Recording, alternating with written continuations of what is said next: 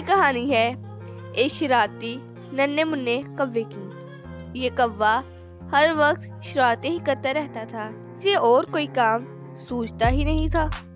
یہ جنگل میں سب کو بہت زیادہ پریشان کرتا رہتا تھا اور آتے جاتے یا پھر کسی کے اوپر پتھر پھینک دیتا تھا یا پھر کسی کے اوپر پانی پھینک دیتا تھا۔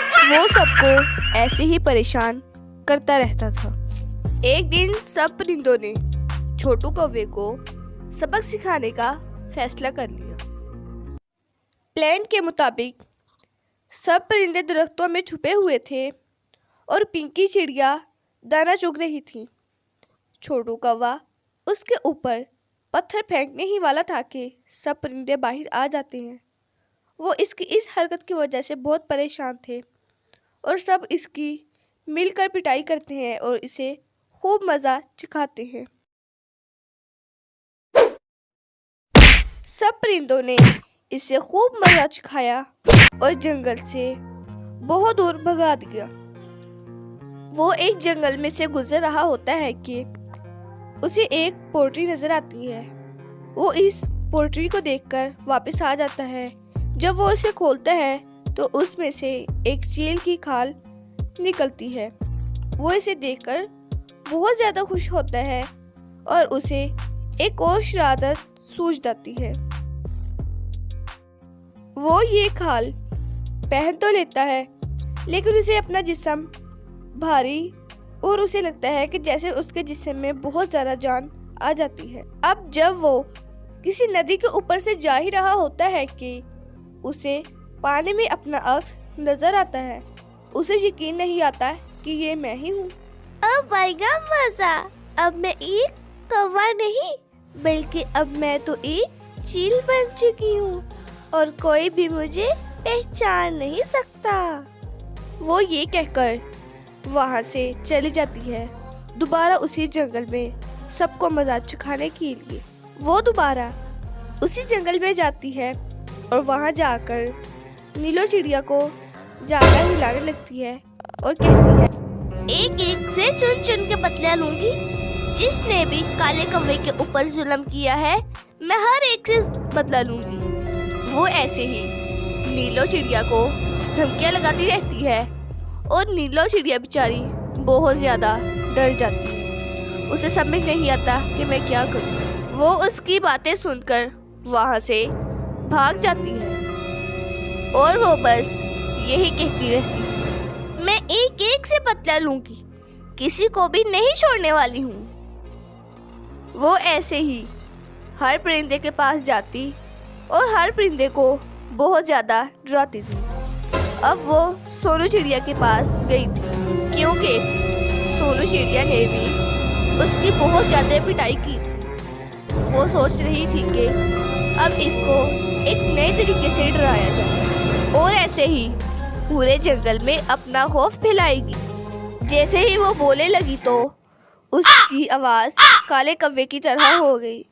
سب نے اس کی آواز پہچان لی اور سب پرندے اسٹک لے کر اس کی پٹائی کرنے کے لیے آ گئے اور سب نے اس کی کھال اتار دی۔ اب سب پرندے اسٹک لے کر اس کے پیچھے تھے اور کالا کوا آگے تھا۔ سب نے یہ ٹھان لیا تھا کہ اب اسے جنگل سے بہت زیادہ دور چھوڑ کر ہی دم لیں گے۔ ایک خوبصورت جنگل میں 3 خوبصورت چڑیا رہتی تھی۔ یہ چڑیا بہت ہی زیادہ ہنسمکھ تھی۔ یہ بہت ہی زیادہ مہمان نواز بھی تھی۔ جب بھی ان کے جنگل میں کوئی مہمان آتا تو انہیں کھانے پینے کے بغیر نہیں جانے دیتی اور ان کی خوب خاطر مدارت کرتی۔ پھر ایک دن ایک کالا کوا اپنے کسی دوست کی شادی پر جا رہا تھا۔ جاتے جاتے وہ راستے میں تھک جاتا ہے اور وہ سوچتا ہے کہ میں سونو چڑیا کے جنگل میں تھوڑی دیر آرام کر لیتا ہوں۔ سونو چڑیا اپنے جنگل کے رسم و رواج کے مطابق اس کے سامنے 7 رنگ کے کھانے رکھ دیتی ہے۔ 7 رنگ کے مزیدار کھانے دیکھ کر کالو کے منہ میں پانی آ جاتا ہے اور وہ انہیں کھانا شروع کر دیتا ہے۔ جب وہ کھانا شروع کرتا ہے تو اس کے سامنے ایک ڈنڈا آ جاتا ہے۔ ڈنڈے کو دیکھ کر اس کے منہ سے مٹھائی چھوٹ جاتی ہے اور وہ کہتا ہے، مجھے پتا ہے جب میں نے کھانا ختم کر لیا تو آپ مجھے مارو گے۔ نہیں نہیں کالو بھیا، آپ یہ کیا کہہ رہے ہیں؟ ہم نے یہ ڈنڈا آپ کو مارنے کے لیے تھوڑی نہ رکھا ہے، یہ تو ایک ہماری رسم ہے جو ہمارے بڑوں سے چلتی آ رہی ہے۔ کھانے کے ساتھ ڈنڈا رکھنا یہ تو ہماری ایک رسم ہے، آپ بے فکر ہو کر کھانا کھائیں۔ ڈنڈا دیکھ کر ساری بات میری سمجھ میں آ گئی ہے۔ جب میں کھانا ختم کروں گا تو آپ نے مجھے مارنا شروع ہو جانا ہے۔ مار کھانے سے بہتر ہے کہ میں آپ کا کھانا ہی نہ کھاؤں۔ بہنا مجھے معاف کر دیجئے، میں آپ کا کھانا کھائے بغیر ہی یہاں سے چلا جاتا ہوں۔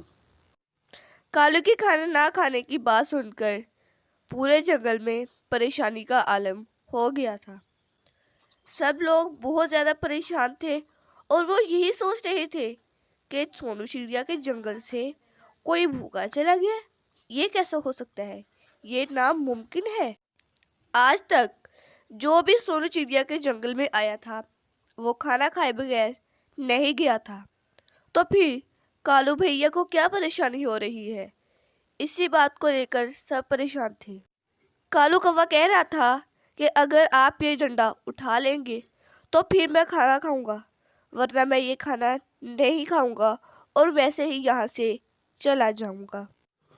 سونو بہن، یہ رسم تو ہمارے بڑوں سے چلتی آ رہی ہے، بھلا ہم اس رسم کو ختم کیسے کر سکتے ہیں؟